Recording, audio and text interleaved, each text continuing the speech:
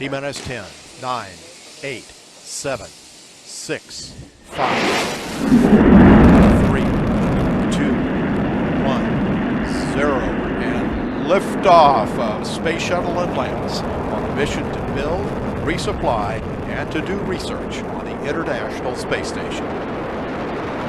Houston now controlling. Atlantis begins its penultimate journey to shore up the International Space Station. Atlantis now in the proper alignment for its 8.5-minute ride to orbit. 4.5 million pounds of hardware and humans taking aim on the International Outpost. 30 seconds into the flight. Atlantis almost 2 miles in altitude, almost 6 miles downrange from the Kennedy Space Center already, traveling 500 miles an hour. The 3 liquid fuel main engines now throttling back to 72% of rated performance, going into the bucket, reducing the stress on the shuttle as it breaks through the sound barrier.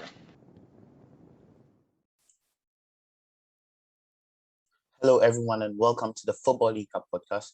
As we all know, the transfer window is open, and I'm sure most of you are keen to know the situations around players such as Jadon Sancho, Raphael Varane, and even clubs such as Liverpool. So today, I'm joined by Chris, who's going to be delivering all his insights on these deals. Chris? Yeah, hi guys, Chris here, as you know. So I'm going to talk through a lot of the transfers, a lot of the details around some of the deals that are quite advanced and close to be completed now. So hopefully you enjoy. It's going to be an interesting show. And obviously we had a little bit of news earlier today, which Fred will start us off, and I'll talk in a little bit of detail around it. Yeah. Well, if you are new to Football League Hub, make sure to hit the subscribe button and give us a like if you enjoyed the video. But as you said, Chris, we've got some breaking news today. Tell us about Jadon Sancho. So yeah, I mean, this afternoon we had a couple of reporters come out and say United couldn't afford Sancho, and then later on Bind and obviously Fabrizio's come out and said now that both are close to an agreement, which we spoke 5 days ago, as you've probably seen on our Instagram, where we talked about negotiations going on this week and United being keen to conclude this deal.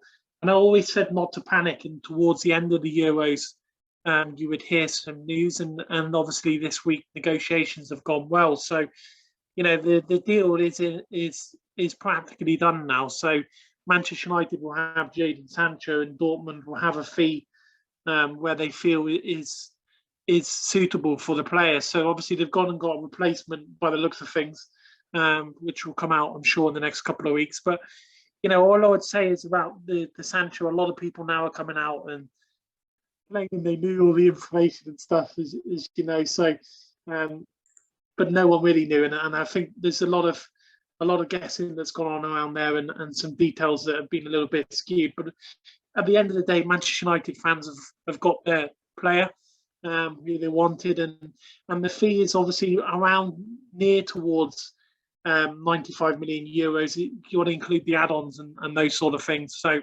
that's a good deal for Manchester United, and fans can rest easy now because everything kind of happens quickly from here. And Man United are going to have a new player, and hopefully one that they can have for many years, and it's going to be exciting for them. So yeah, it's a good deal for them. And but all I would say is let's just wait for a few more days. But yeah, it's I've had communication saying that the deal's practically confirmed. So that's good news. But as I said 5 days ago, I was told that negotiations were going on this week, and they were going to try and, you know, bridge the gap of the valuation, and that's something that Manchester United have done, which is important. But, you know, there's going to be a lot of people out there that are going to be screenshotting, showing their images of that they've done Jadon Sancho deal and those sort of things, which is nonsense. But, you know, that's for them to deal with. You know, no one should be taking the credit for Jadon Sancho because it's been a long process. But, you know, I'm happy it's done for the United fans. So that's where we are with it. But it's a good deal. Yeah, definitely. I mean, he's an amazing player, but I'm sure something that's on the minds of most of our listeners now is, when could we see an official announcement? Because I'm assuming a club like Manchester United, they want to do something big that would create a lot of hype. But when do you see them officially announcing the deal? I mean, this could happen at any time, Fred, because I'm not going to sit here and tell you that I know when Manchester United are going to send out an official announcement. We'll know in a few days when that potentially might happen. That's down to Manchester United. I mean, you're going to see a lot of people guess at that, and they'll tweet every day until it sticks, which tends to happen. So I'm not going to tell you that, but if you hazarded a guess, you would wait until after the Euros, as we've discussed a couple of weeks ago. But Manchester United can do that at any point, especially with transfers, Fred. And things can change in an hour, they can change in 24 hours, and that's the way they go. So Man United, when the deal's concluded, they'll look at it with their media team and discuss when would be the appropriate time. And they've probably already done that, to be fair to them. So Yeah. I would say we'll get to know in the next few days, and then the rest of us will be communicated towards us when we know. So at the moment, it's too early to say that. But all I say is you're getting the confirmation from me that the deal is completely done. So I would be happy if I was Man United fans right now, because it's been a long saga. They've had to put up with a lot on Twitter. As you know, Fred, and you've seen it, it's been frustrating at times. And a lot of people are now crediting themselves with the Sancho deal, which, you can tweet every single day and you get it right eventually, and people will just fall for it. And that's understandable, and that's up to them. But as you know, we've had our particular timelines in Football League Hub, and we've stuck to them, and we haven't tweeted in a great detail around it. But all our timelines have come to fruition. So it's going to be an interesting next few days, but we're going to have to deal with ITKs and the sort of guest people for another summer, unfortunately. But that's what it is. But we'll keep doing what we need to do. We've got a lot of transfers now, and obviously I'll get less calls and updates around Sancho, which is a bit of a relief for me, because it's been quite strenuous, because I have to report on other clubs, as you know, from my background. So I'm happy it's towards the end, I have to say. But I've always been confident this summer, and no one's ever told me. And I told you last summer, 6 weeks before, that the deal was off, and it was off. And I told you this summer that nothing's been communicated with me. And then I was told last week that they were negotiating this week, and as you see, it's happened. So I'm happy for United fans. That's all that matters for them, really. So that's where we are. Yeah, definitely. I mean, I'm going to be looking forward to seeing how Jadon Sancho performs in the famous Manchester United shirt. But moving on, I mean, we've seen people across all our platforms saying, where is Sancho? Where is Locatelli? How is the Hakimi deal? But as we know, the Euros are currently going on. You can listen to our Euros podcast with Marcel in the link in the description. Check it out. And if you enjoy it, make sure to hit the like button. But can you give us a bit of an insight on how the Euros delay transfers and what's going on in that perspective? Yeah, I mean, look, someone asked me about this, so I thought I'd address it. Is that, and I did mention it on Instagram in a little bit of detail, you might have seen that. But what you're going to look at it is, you can't look at the free contracts like Wijnaldum and Donnarumma and those sort of things, because they're easier, because you don't have to negotiate with clubs, you don't have to ask for permission for players, and then you don't have to send over paperwork back and forth to the club or to the players' agents to see if they're happy with the contracts and those sort of things. And obviously, there's a lot of top players in the Euros at the moment, and some of the deals, and I've said, won't be done until after the Euros. There's numerous things that were involved in that. One being that obviously we're in a COVID-19, we're in a pandemic. So, you've got a lot of bubbles. The players can't really leave camps to negotiate with their agents a lot. And yes, they can do phone calls and those sort of things, absolutely. But medicals become difficult for marquee signings, because after medical, they want to do a video announcement. And there's a lot of details that go on around the Euros. And a lot of players want to focus on the Euros as well, instead of worrying about a deal. And you've seen the likes of Harry Kane, where Manchester City, which we'll go on to a little bit later, have bidded for him. But his future won't be done until after the Euros. That's an example there. You've got Varane, who will decide his future, but we've got a little bit more detail around that after his Euros, and we'll talk about that as well. So there's a lot of factors this year on why it's a little bit difficult for us to say, this player is going to be done in June. And after the Euros is done, there's going to be a lot more transfers that are going to be completed and a lot of agreements talked about. So there is a lot of issues, and it does come down to the pandemic and obviously them trying to focus onto the European Championships. And people have to respect that, free transfers are completely different than transferring from one club to the next. There's a lot of things that get involved in those details, as I've just said. So that's why, Fred, when we did our last podcast, I spoke in quite detail that for the fans to just enjoy the Euros, because you're not going to see a lot of transfers, and obviously we haven't seen that. So, but yeah, it's going to be a lot of flurry of transfers in July and the start of August for sure. And that's where we are with it. Yeah, and I'm sure that's how a lot of people love it. But you mentioned a player there, Raphael Varane. We've heard that, and just conflicting news as usual. He's going to sign a new contract. He's going to go to PSG. He's going to go to Man United. What's the situation around Raphael Varane right now? Is he going to stay for another year, or is he going to move? Could he possibly sign a new contract? Yeah. So what's happened with Varane is that I'll give you a little bit of a backstory with it, and you've seen it on our Instagram. Is that over the last couple of months, Real Madrid have offered 2 contract offers, which has actually now been relayed across the media, and we've reported them twice, as you've seen.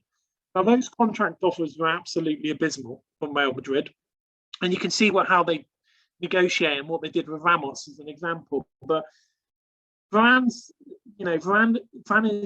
an absolute top talent, and Alaba came into Real Madrid as well with massive wage, and then they offered him a second contract for Varane, and it wasn't anywhere near to what Alaba's getting. So it would have to be a crazy, crazy amount to keep Varane at Real Madrid, and I just don't see it at this point in time. So Varane wants to try something new, and I've been speaking about this for the last couple of months. So at the moment, Varane is looking to leave, and his likely destination is Manchester United. And I can actually see that deal happening. I'm a little bit more confident because of what's been relayed to me than I was 2 months ago, when I still thought Varane is likely angling for a new contract. He's still got to sit down with Real Madrid and discuss what he wants to do. But at the moment, Varane is looking for a new destination. Obviously, Chelsea and PSG are interested as well. But Manchester United with Paul Pogba there, and there's Anthony Martial, for instance. He would prefer Manchester United as his final destination. It's just with Manchester United have got to sort a couple of things out. But his fee's around 6 million euros. So that's an interesting update that I've received. But I am more confident about the Varane deal than I was before. But yeah, he's got to sit down with Carlo Ancelotti, and obviously there's not a great relationship with Ancelotti as well, because when Ancelotti was in charge, he wasn't playing at all. So that plays in the back of his mind, and he's quite excited about what Manchester United are trying to do. And obviously with the likes of Sancho coming in, and you've got Pogba there and Bruno Fernandes, he'd like to partner with Harry Maguire. He's aware of Harry Maguire as well. So it's a likely destination, Fred, and that, if United get Sancho and Varane this summer, that's a massive, massive deals for them. And that's a sign of good intent. And obviously this is what the Glazers are trying to do, which is why I've always kind of backed him this summer, because I knew what their intentions were. But Woodward as well wanted Varane a long time ago. So if he could leave with Varane and Sancho in the summer, then that's going to make him look, it's a good leaving gift. So yeah, Varane at the moment is wanting to leave 100%, and he wants to go to Manchester United. And what that means over the next couple of weeks is they'll ask the agent will contact Manchester United to have talks. So I understand that the wages won't be a problem either. So that's a likely deal. But he's still got to sit down with Real Madrid and see what they say. But at the moment, it's going to take a crazy amount of money to keep him near Alaba's wages, if not more, Fred. So yeah. Yeah, well, I'm sure a lot of Manchester United fans will be really happy with that news, because Raphael Varane, an amazing defender, and as well as a serial winner with France and Real Madrid. But moving on to another potential Manchester United transfer, Kieran Trippier. I mean, at the beginning of the transfer window, we heard rumors that 20 million euros is all Manchester United would be required to pay for the star right back. But now we've heard that they put in a bid, and Atletico Madrid are demanding about 40 million euros. What's actually going on with Kieran Trippier? There's a couple of situations here. A lot of people said the Trippier deal was close, and I never said it was close. as you know, because United bid it. So, and a couple of people went out and said, said that he changed his number to a UK number, but he's in the England camp right now, by the way. So they do that a lot. And also that he's, looking to move back. So that's understandable. And I'm sure Trippier does want, and from my understanding is he does want to move back to England, but also he's a true professional. So Atletico Madrid are happy with Trippier, so they're not going to sell him for like 10 or 20 million euros because they feel that he has the qualities of around 30 to 40 million euros for them to sell him, but obviously get a replacement for someone at the club. So United, will have to reconsider what they want to do for Trippier. And I'm not quite sure. We have to, the lot as well. It would depend on the lot. If if they look for Trippier, then the lot will be sold. If not, the lot will stay at the club. So that one's up in the air, Fred, but it's not close. Nothing's been agreed. Wages won't be a problem, of course. With Manchester United, Trippier would love to play for Manchester United, of course, but it's just about them. Are they willing to pay the 40 million euros that Atletico said, or will there be a compromise where Atletico say, okay, well, 30 million euros do it, then maybe Manchester United will come back in. But it's going to be more towards, the late end of the window based on some sales if they want to do the deal. But what Manchester United, they have to be careful of how they budget those kind of transfers, because what you've got is you've got Wan-Bissaka. They want to spend 40 million euros on a second choice right back, because that's what it's going to be. They spent 15 or 17 million euros, around about that, for Alex Telles. That's the kind of fee they were expecting for Trippier.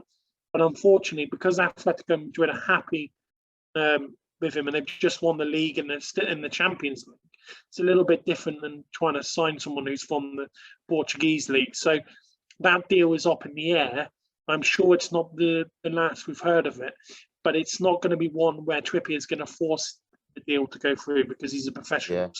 Yeah. So, it's going to be a late deal, and United might look at alternatives. But people are talking about Max Aarons and those sort of things. Again, I would say that's a non-starter from what I'm hearing, because Max Aarons is going to be expensive as well, and he's a little bit younger. And he's quite young compared to Trippier, so it doesn't really help with helping Wan-Bissaka, because that's what the theory is that Trippier will come in to help Wan-Bissaka on some of the qualities, the same way as Telles has come with Luke Shaw with some of his crossing that's improved and those sort of things. So, I would say at the moment that deal is 50-50, if not lower at this point in time, but it could be revived. It just depends on a couple of things. If Milan pay for the lot, then maybe they go back in for him. So we'll see. Yeah. Moving on, another player who plays in Spain, who's had a fantastic 2 years, currently one of my favorite players, Pau Torres. What's the situation around him? Because you've mentioned before that Manchester United especially are very interested in the player. We've heard and we know that Real Madrid see him as a potential Raphael Varane replacement alongside Jules Koundé. We know Barcelona are interested, and recently Manchester City. What's the situation and what's going on around Pau Torres? Pau Torres, there's a lot of clubs interested in him. Manchester United saw him as a priority signing for centre back because they didn't really know what the intentions were for Varane, and we're suddenly getting those. So United are more focused on Varane. What I will say is, if Varane decides to do a U-turn and sign a new contract, which is unlikely, but if they offer 400k a week or whatever is being quoted, then maybe, but it's difficult. But with Pau Torres at the moment is, if Varane does end up going to Manchester United, then Real Madrid will actively look for Pau Torres, for absolutely sure, because they've just lost Ramos, Fred. They're just about to lose Varane. So they're left with, some centre-backs, but I wouldn't call them top quality. So, and you look at Pau Torres as a Spanish international, got so many good qualities, and he's one of the players that I massively rate. And I don't, me, I don't rate a lot of players, especially centre-backs. I don't rate Jules Koundé at all. So Pau Torres is definitely looked at from Barcelona. Manchester City might look at him if Laporte leaves, because that might happen. So, but I'd say Real Madrid definitely front runners if Varane leaves. So, but again, What I will say is Villarreal don't have to sell Pau Torres because they're in Yeah, the Champions League, Fred. yeah, They've got enough money. You know, people talk about them being in debt and those sort of things. I don't know where they've got that from, to be honest. They're yeah, not. So he could stay there for another season. So it depends if anyone's going to pay the release clause, which is 65 million euros. And if they don't, he'll stay another season and then move. But there's a lot of clubs interested, and we'll get to see, especially who that is after the Euros. But he's one to watch this summer. It yeah, just depends on a couple of things. But you know, wherever he goes, he's going to be a world-class signing. yeah, So let's see. But for me, and my point of view is, I hope he stays at Villarreal for another season because I yeah, think he's still learning, and Emery's the kind of manager that will help him in that development. So, and I'm sure that will make you happy. So, yeah, um, yeah, let's see with that one. But it just depends on other signings, as I said. In yeah. terms of Jules Condé, he's expensive. So Extremely. I'm not sure anyone's going to look for him. I've not heard any concrete news about Jules Condé. They're asking for 80 million euros, and I don't know who's smoking that amount of money, but he is not Yeah, worth 80 million euros. So a lot of clubs have looked at him. Man United looked at him and said, no, it's too expensive. What, the most we would pay is 50 million. So again, I wouldn't say anything with that. But Torres one to watch this summer yeah. for sure. Yeah, well, I'm happy with that news because as a Villarreal fan, I want him to stay.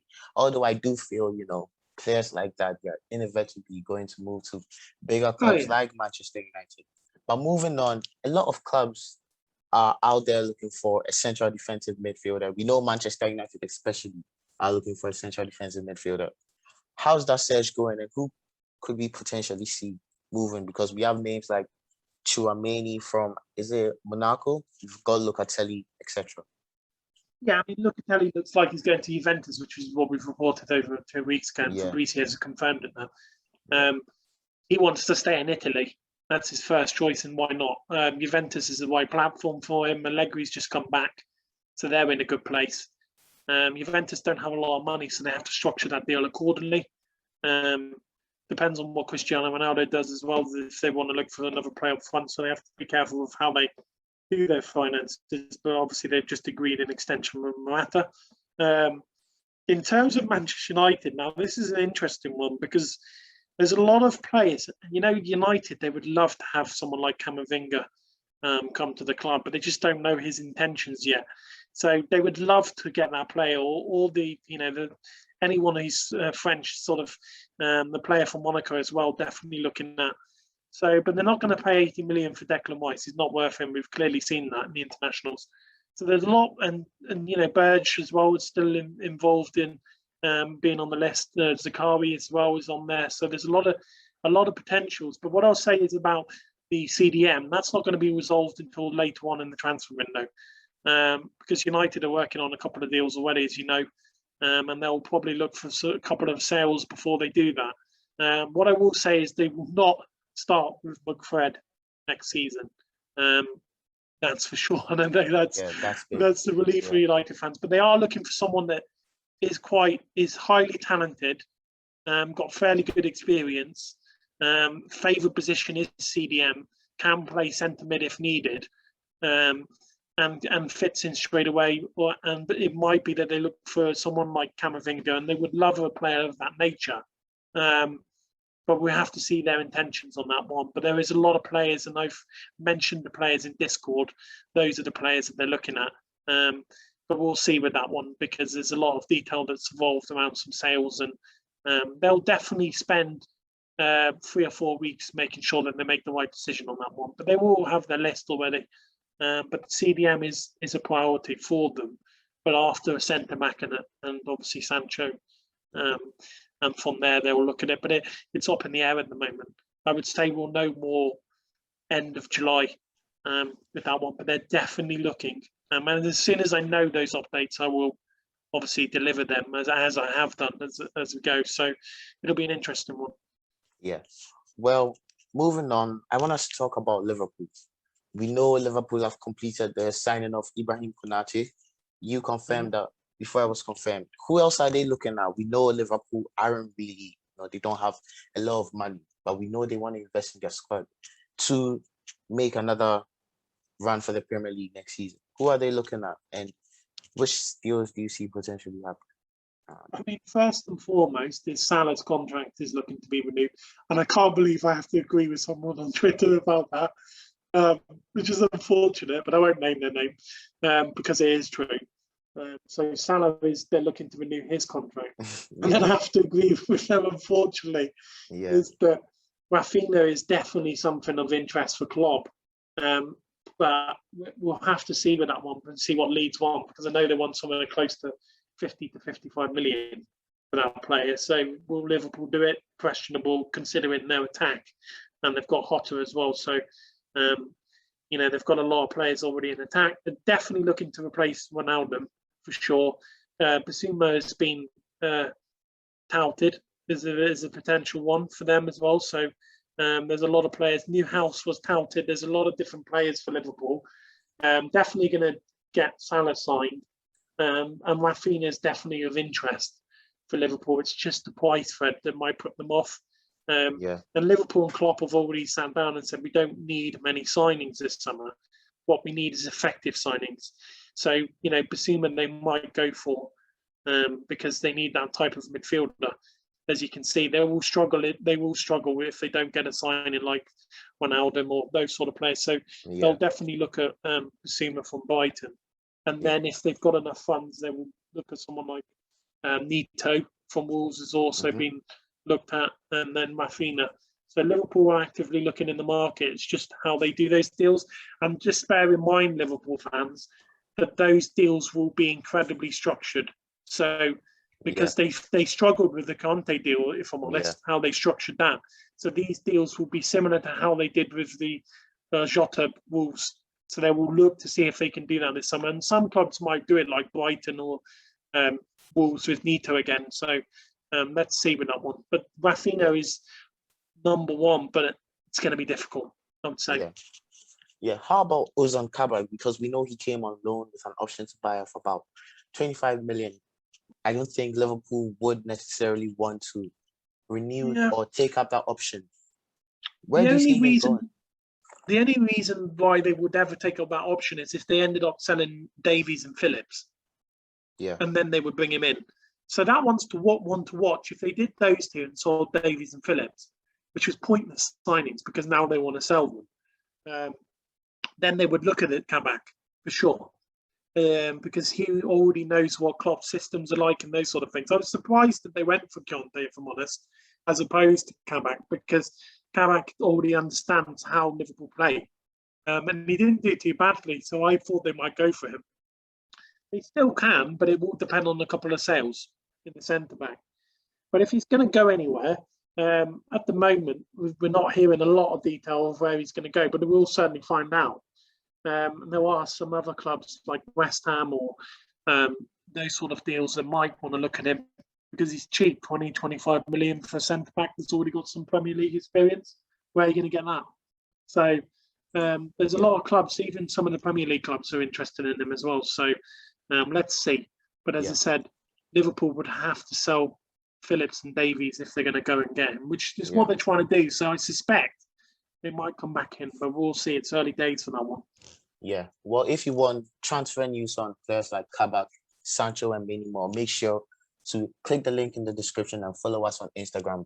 We just hit 150 followers, and there are a lot of plans in place to make Instagram a perfect platform for us. So make sure to follow us on there. Check out some of our posts. We regularly post transfer news on there. Also, make sure to click the link in the description and join our Discord server to chat with over almost 800 football fans from across the world supporting different clubs. Well, moving on, we're going to talk about Manchester City. You mentioned earlier on, kind of a snippet about Manchester City putting in a bid for Harry Kane, which I see as a very big deal. What's going on there? So that's the biggest deal of the summer. Well, maybe we'll talk about Chelsea in a minute. Yeah. So what Man City have done is that they've put in £100 million bid and then have said to Spurs, do you want any of these players? I don't believe Sterling's involved because I think that's a little bit too expensive. I think Sterling, if Man City sold him, they would want quite a good fee for Sterling. And especially how he's performing now. So there's there's likes of Mahrez and those sort of things that may be included. But what what Man City have done is it's what I call when you want to unsettle a player. So I know he's already unsettled, but if he knows that Man City are involved, what Man City have cleverly done is said, okay, we'll give you £100 million. And Kane's going to look at that and he's going to know already because the agent would have delivered the news. So once the Euros are over, don't be surprised if Kane is in Levy's office saying, I want to move. You need to facilitate this move. And when that happens, the fee will come down. I'm expecting Man City to come in with another bid for around 120 million and then get the player. So, you know, Spurs are in a mess at the moment. They don't even know which manager they're going to have. We always think there's another one every week. Yeah. It's been a nightmare with them. And they'll end up with Ryan Mason, I'm joking. So that's where they are. So Man City have cleverly done this bid now so that they know. So Kane's aware of it and unsettle the player. And then he's going to go to Levy and say, wow. And he's already done this, but he'll go, look, Man City want me. You're getting £100 million and they've offered one or two players. I mean, that's a good deal, Fred. So it's that, or they'll ask Man City to pay close to 120 million plus that left back. I can't pronounce his name ever, but Zinchenko is or something like that. Yeah. That might be the likely solution. But Kane at the moment is looking like the biggest deal this summer. And if Man City up their bid to 120 million, Levy will consider accepting that deal. Yeah. And Harry Kane at Manchester City, that's going to be a nightmare for a lot of clubs because, you know, if he went to Manchester United, he might not have got the service because they wouldn't have got Sancho and those sort of things, and he would have struggled. He can't go to Chelsea because of the politics reasons and how much he loves Spurs. So Man City is a realistic option. And he's a family guy, so he wants to stay in the UK anyway. Yeah. He's got 3 children and his wife is, you know, they're all very close to him. He's that kind of person, isn't he? So Harry Kane looks like Man City at the moment. I wouldn't say it's a done deal, but I will get to know some more information in the next couple of weeks for sure. And the agent will sit down with Tottenham and try and negotiate an exit. But it's a massive deal. And when Pep said, do you remember Pep when he said, I think it was in April, he said, oh, we can't afford a striker. I knew that he was lying then. And I knew they were looking at Harry Kane then. And I said this, didn't I? I told you all. That he would look for Harry Kane. And what he didn't want to do, and a lot of managers do this, and people don't realise, is that managers won't say what they're looking for in detail because then other clubs will get interested and the value goes on. So they're quite clever on how they come across. So Man City will come in again. Very smart what they've done so far. Yeah. Well, if you want to catch up with all the Harry Kane updates, we will be posting consistent transfer podcasts. Make sure to hit the subscribe button and click the notification bell to make sure you don't miss any episode. But now what we are going to be doing is we're going to answer a few questions from our Discord server. As I said, the link will be in the description and our Twitter handle as well. Chris's personal Manchester United takes and views Twitter handle, Operation Snake. The link will be in the description as well. So the first one is, which players do you see Man United signing this summer apart from Tom Heaton, which we know is confirmed? Which players do I see, sorry? Which players do you see Manchester United signing apart from Tom Heaton? Just Tom Heaton now, joking. Sancho for sure. Varane looks likely. Definitely a centre-back. CDM will be one of the last one. And then I'm reckon we'll get a surprise young player coming through the clubs, which I've heard some news around, but I can't really deliver it at this point in time because I just need to verify it. But United 5 signings this summer, which is a lot. Yeah, that's a lot of signings, to be honest. Which is unusual, I know, because they don't normally do that. Yeah. Do Manchester United really think they are okay in midfield, even after potentially signing Jadon Sancho and Raphael Varane? Not really. Ollie understands the weaknesses between his centre-backs and, having likes of Fred McTominay in the back. Still not sure on Van der Beek, I'm afraid. We'll see what happens next season with that, but he can't rely on him. But we'll see what happens with Van der Beek. Still, we don't know 100% what Pogba wants to do. So, you can't go to the end of the window and suddenly someone bids 80 million euros for Pogba and you haven't got a midfielder. So United are aware of the issues in midfield the Glazers and Ollie and all the staff involved have spoke. So a midfielder is a priority. It's just it won't be like an £80 million midfielder. They'll want to do something less than 50 on that one. So that's where we are with it.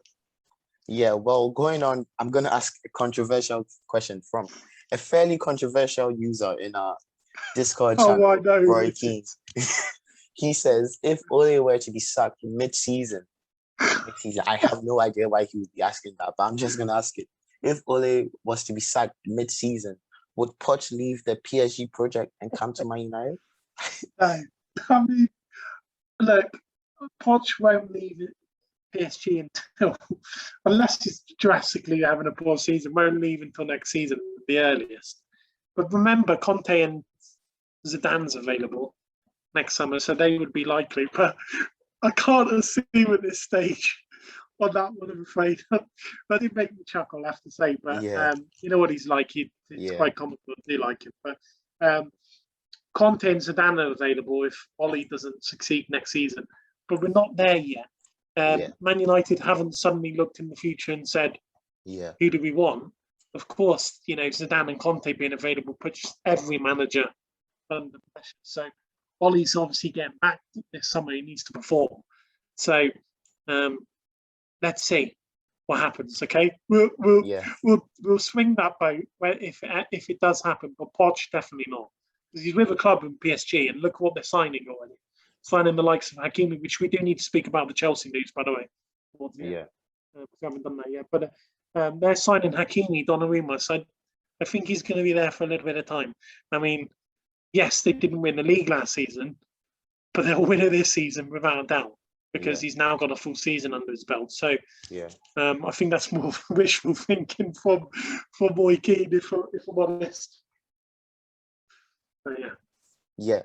Well, the next question is, if Manchester United can't make some sales, do you still expect them to sign a CDM this year, or will it be postponed to next year? Might be a loan, Fred, or a player swap, for instance. Or we can talk about that at a later date, because that has been mentioned. But they will make sales because they've got players that they can sell now.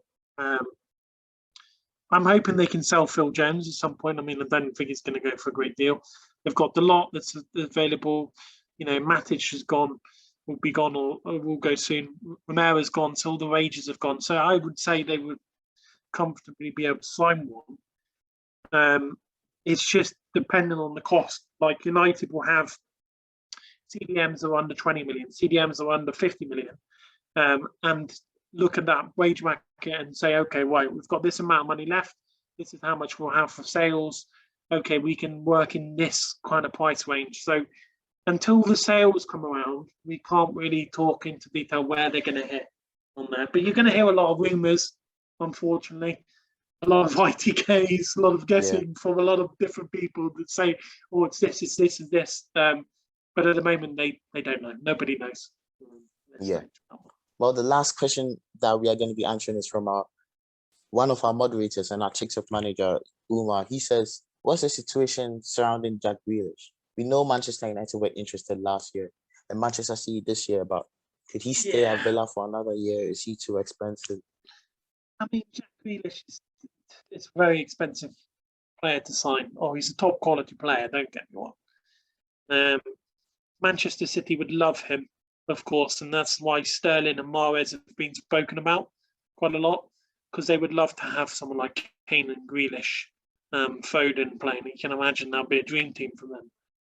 That's kind of the way they're looking, because Guardiola is obviously looking to change his team around and staying there. So that cycle is happening. He's done it before Barcelona. So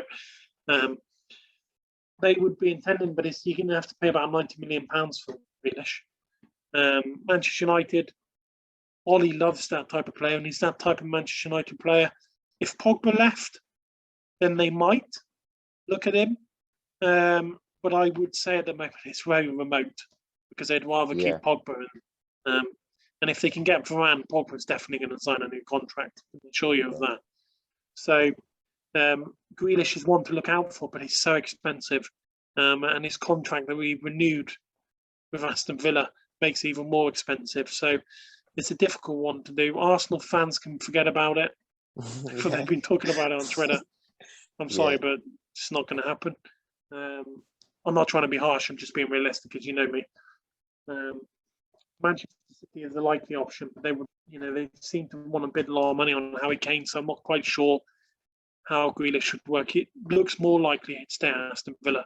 But let's see. And if he stays at Aston Villa, then Man United might look at him next summer. Or if Pogba goes, then they might look at him towards the end. But I can't imagine a window of Sancho, Varane and Grealish in one window for Man United, if we're being realistic, Fred. But it would require Pogba or someone like Pogba, Van der Beek both leaving to initiate that talk. Because then they could afford it. But there's no way they would pay for 3 of those players this summer. Yeah. Well, last but not least, as you said, Chelsea. We've confirmed on our Instagram the last few hours that Hakimi is going to set to join PSG. He looked close to joining Chelsea. I mean, there were a lot of conflicting rumors out there.